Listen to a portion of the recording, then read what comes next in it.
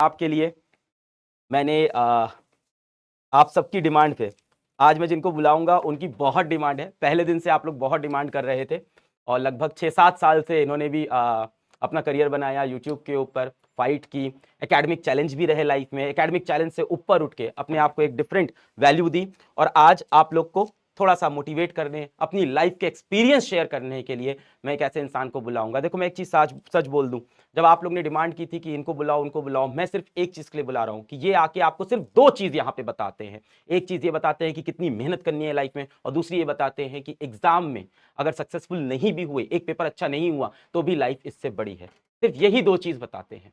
तो मैं इसीलिए ऐसे लोगों को यहां पे बुला रहा हूं। तो आज मैं इनवाइट करूंगा आप सभी के लिए, I will like to invite, क्या लगता है किसको बुला रहा हूं? तो आज मैं इनवाइट करूंगा एक ऐसे पर्सन को जो यहाँ आके आप सबको मोटिवेट करेंगे।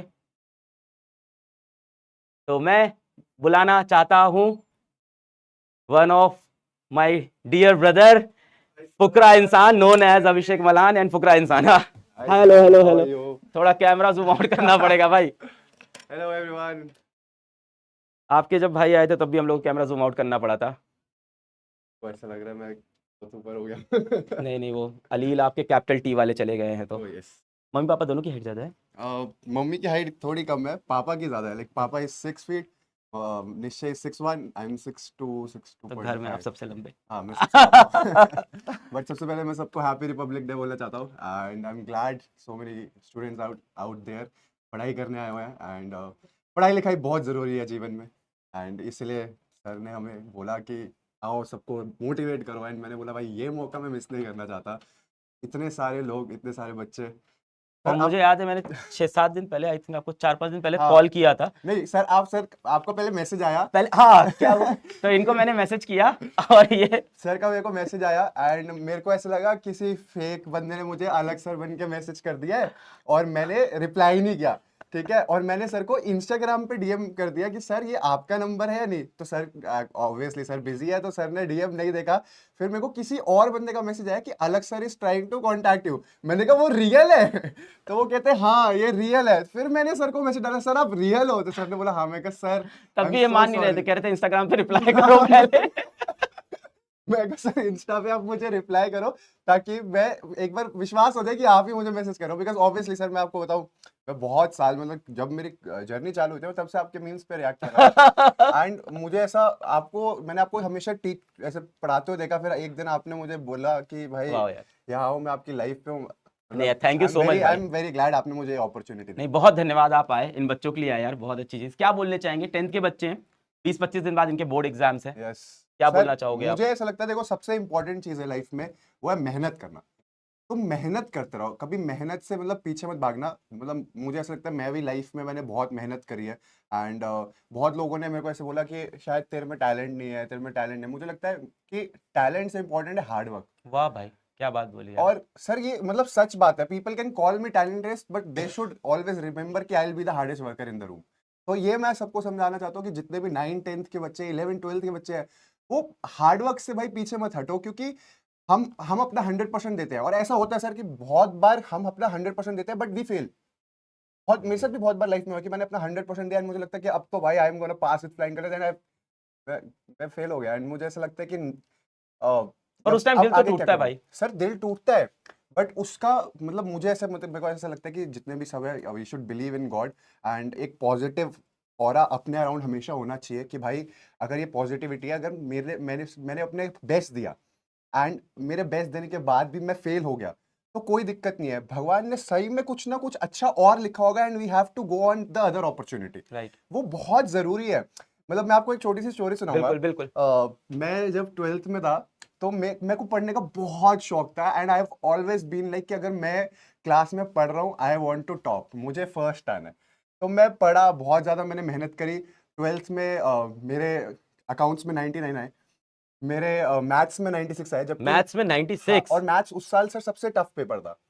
उसके बाद सब पेपर्स में अच्छा है बट मैंने कभी नहीं बताया है कि मेरा जो सबसे लीस्ट स्कोरिंग एग्जाम था वो इंग्लिश था, जबकि मेरे को मेरी टीचर ने बोला था कि ऐसे प्रॉपर लेफ्ट में लाइंस बनाना, राइट में लाइंस बनाना, मार्कशीट पे अच्छा अच्छा लिख के आना। और मेरी इंग्लिश अच्छी थी। मेरे जो जिन दोस्तों को मैं इंग्लिश का मतलब लेक्चर भी देता था कि भाई ऐसे ऐसे पेपर आ सकता है, ये होगा, उनके भी मेरे से ज्यादा थे, हाँ। बट मेरे 90 आए थे। एंड वो मेरे को पता चल गया था क्यों, क्योंकि मेरी हैंड राइटिंग बहुत बुरी थी।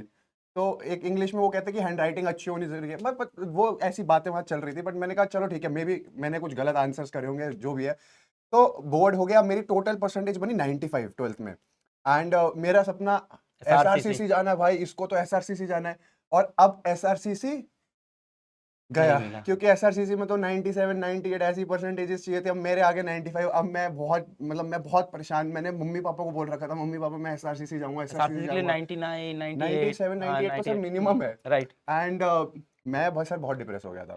मैं सच में बहुत, मेरा मैं दिल टूट गया था। मैंने कहा भाई शायद मेरा पढ़ाई लिखाई में कुछ है ही नहीं, मैं छोड़ दूं। मेरे को इतना बुरा लग रहा था। बट फिर मैंने देखा मेरी कट ऑफ में कहाँ लगा, फिर मैं डीसीएस गया, Delhi college of arts and commerce.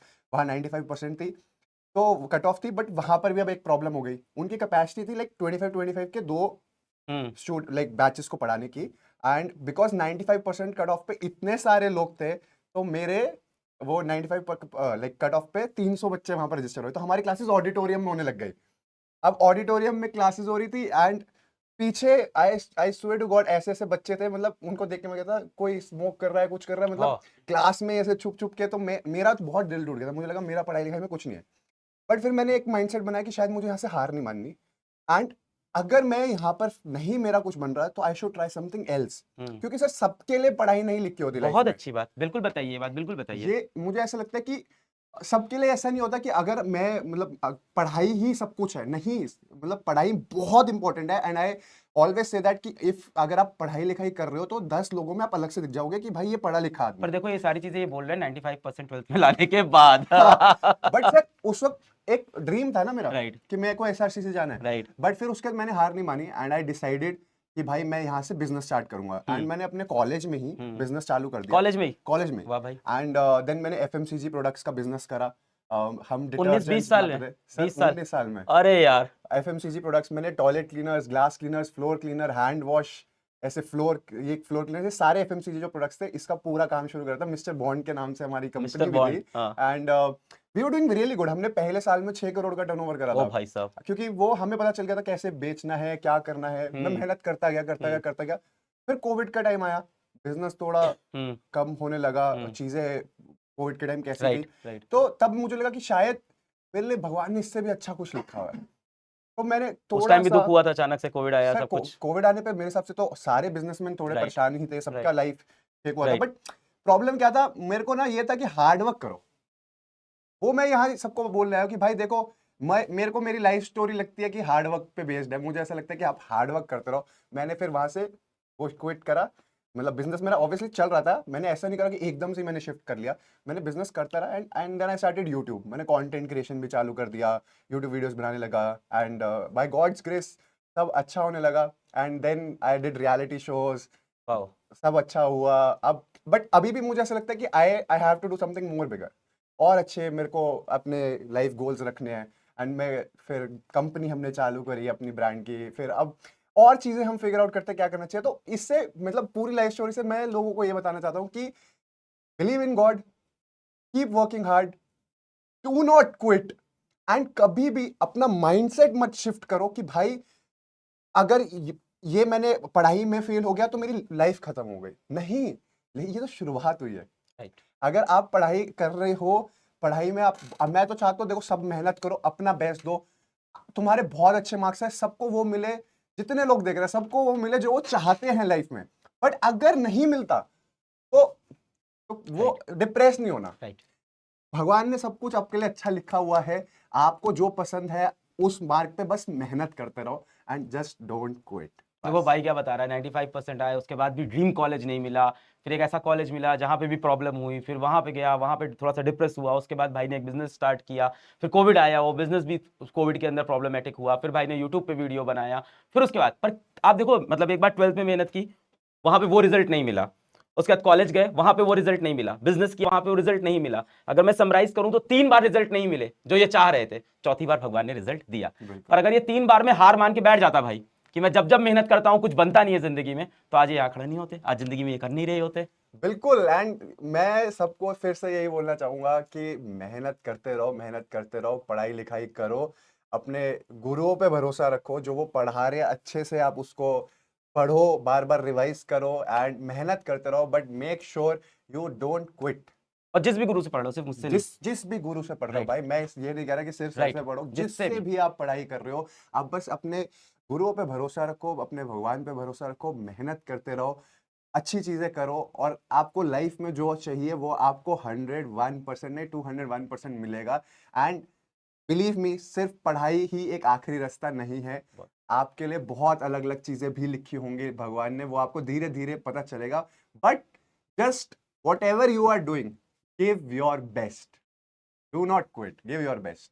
Thank you so much Abhishek भाई, थैंक यू भाई आने के लिए, thank you so much sir. Thank you भाई, बिल्कुल thank you, बिल्कुल, thank आई you. एम बच्चों के ग्लैड लिए आई आप एम आए, हियर। Thank you. एंड जितने भी लोग देख रहे हैं, ऑल द बेस्ट।